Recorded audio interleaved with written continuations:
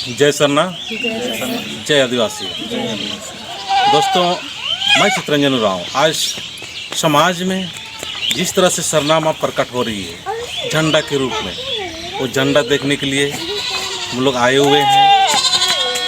ये गांव में किस तरह से झंडा दिखाई दे रहा है, यहाँ आने के बाद ही पता चलेगा।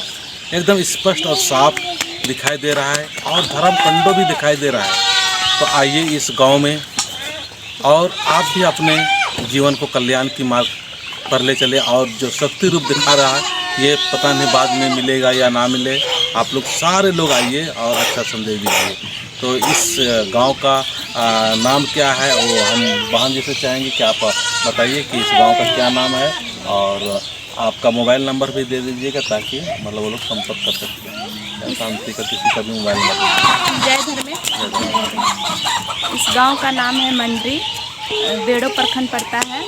इस गांव में इतना अच्छा झंडा निकला हुआ है जो कि कोई देखे नहीं होंगे, ना ही जाने समझे होंगे।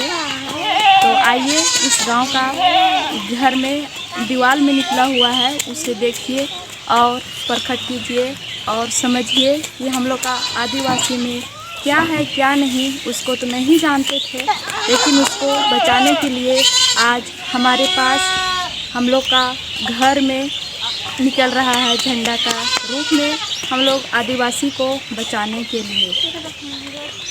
और मेरा नंबर 9973766848। जय धन्यवाद।